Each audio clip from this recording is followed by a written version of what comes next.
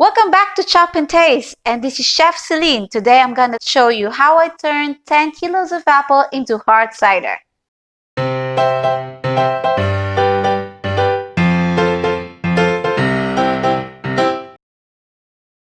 Because it takes a long time for the preparation and for the fermentation, we're gonna shoot this video in different stages. So, starting from the right, we're gonna need, of course, 10 kilos of apples. I will recommend you to choose carefully your apples because the quality of the cider will depend on the quality of the apples that you choose. So, the next thing we're gonna use is the juicer. Any juicer will be fine, but I recommend this one, and if you want to know more, just have a look in the description to find the link. Then we're gonna need some lemons, and I recommend you some fresh organic lemons. Make sure you don't buy lemon juice because they contain preservative, and this will prevent the fermentation later on.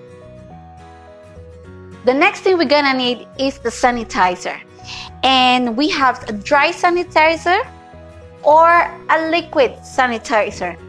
I recommend you to buy this one because it's cheap and you can find it in the supermarket. Then we're gonna need some yeast. Here I've got two types of yeast. If you want a flat cider, you're gonna use this yeast. And if you want to know about this yeast, just read the description below. This one particularly called Port Wine. Or if you want a sparkling cider, you can use this one here, and this called Lalvin as well. You can find it in the description below. I recommend you to use some yeast nutrients. I won't go too much into the details. Let's just say this will help with the fermentation. The next thing we're gonna need is a fermenter. There are many different fermenters that you can buy online. Now, we are using this one, which is just a bucket. If you don't want to spend money on it, just go to a local restaurant and ask for an empty mayonnaise bucket, like this one, and use it as a fermenter. All you need to do is to drill a hole on the lid of the bucket to fit an airlock, and I will tell you more about this later. Then we're gonna need a hydrometer and a glass test jar to measure the quantity of sugar in the juice and the APV. Talking about sugar, I have here brown sugar and white sugar. You might need it to adjust the level in the juice and later on for the carbonation. Last but not the least, we have a strainer.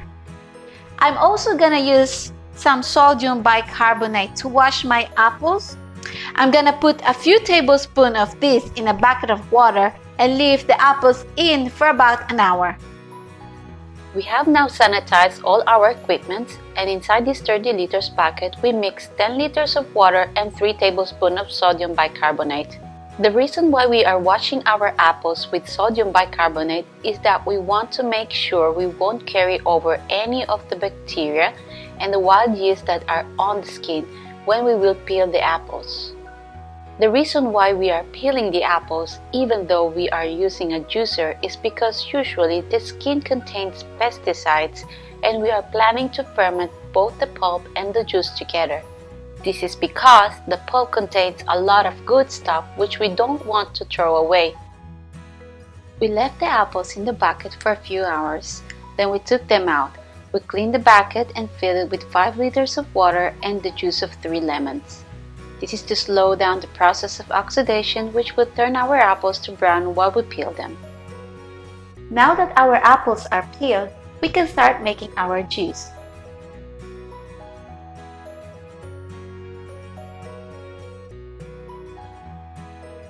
If you have been following this far, you ended up with a lot of pulp and juice.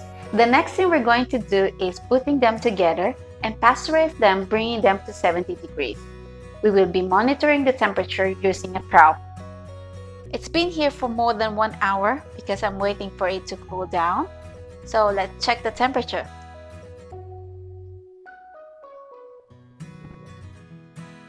So this is 53 degrees. Let's check the other one.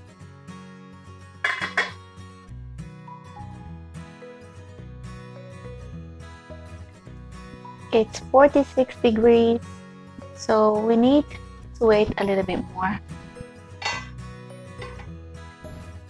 While we wait for it to cool down, we will strain some juice and measure the content of sugar using our hydrometer. We can do this while we transfer the content to the fermenter. With our 10 kilos of apples, I made about 5 liters of mixed juice and pulp. This is some of the juice I was able to get during the transfer. I transfer some of it inside the measuring jar so we can read the sugar content. We see the level is about 1.031. We will adjust that adding some brown sugar and water. I dissolved 1 kilogram of brown sugar and the juice of 1 lemon into 4 liters of warm water and added it into our juice.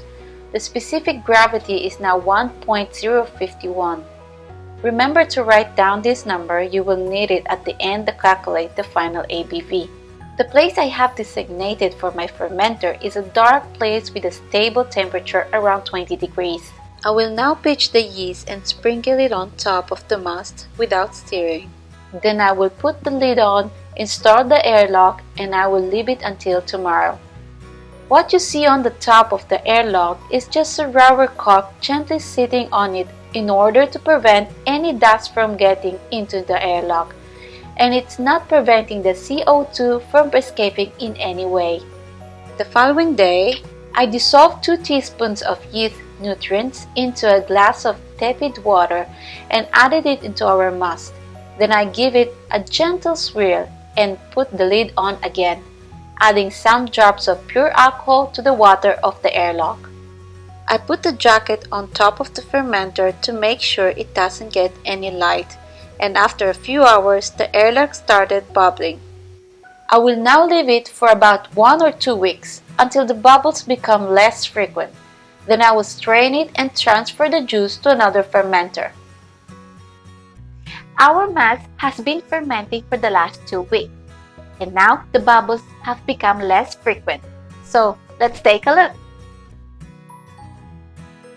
As you can see, the pulp is now separated from the juice, and now we're gonna take this juice and put it in this small bucket for another 1 week. This is what I found inside the fermenter when I opened it. And this is when I transferred the cider to the smaller bucket. Once I finish with the liquid part, I gently strain the remaining pulp to maximize the quantity and safely dispose the leftover pulp. Then, I measure the specific gravity, which is now 1.010.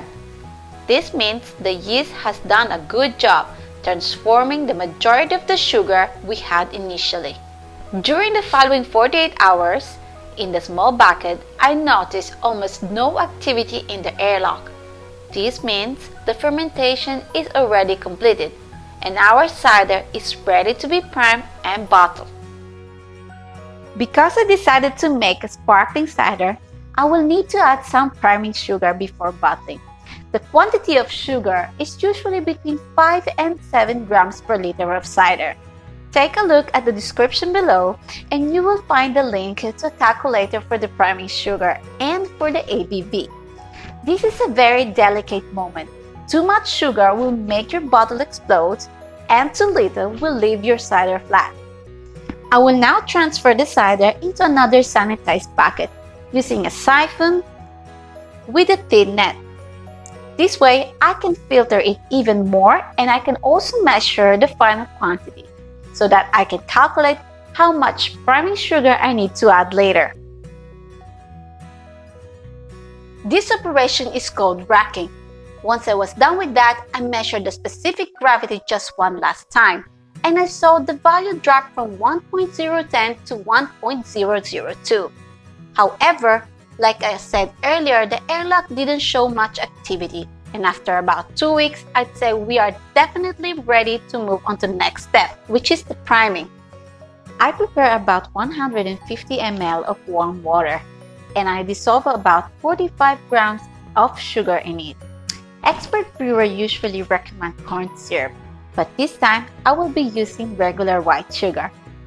I will now add the sugary water to the cider and gently stir it for just a few seconds. This is to avoid too much oxygen getting into a cider. We are now ready for bottling. I prepared some dark glass bottles, cleaning and sanitizing them in advance. I will now fill them with our cider, leaving a few centimeters at the top, and then I will cup them using a machine for a crown cup. I am now done bottling and capping, and I ended up with 14 bottles of 500 ml each. I will let the bottles rest in a dark and cool place for a month before opening one and making a first serving. For a better result, we might need to leave them for at least a few months. It's been a month and I couldn't resist but to try our cider. Aging is a process that results in an better taste of your cider or wine. As I said earlier, this will be just a quick survey in order to have an idea of the result. All of the other bottles we have to wait a couple months more before being opened. As you can see here, we have one of our bottles. Let's pour this cider into this wine glass.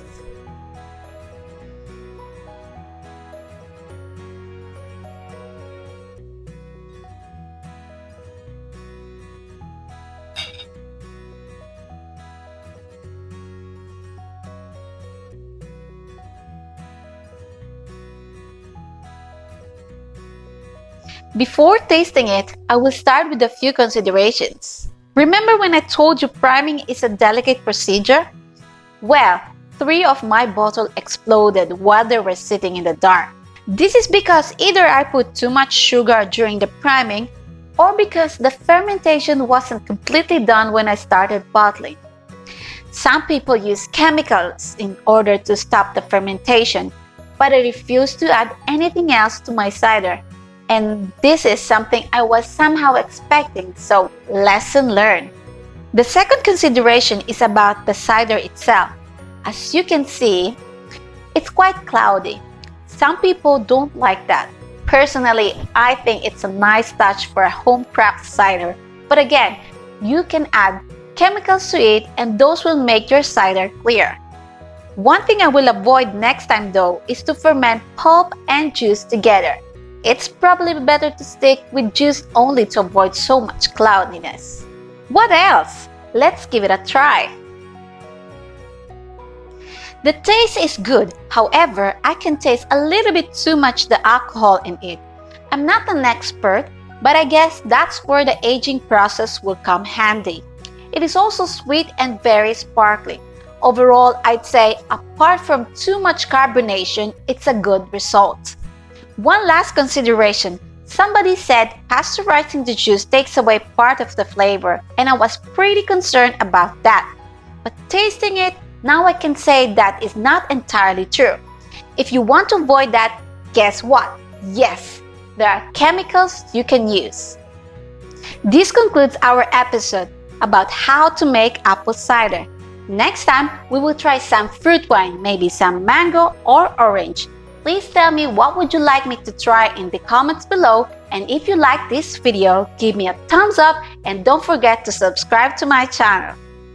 Cheers! Yum!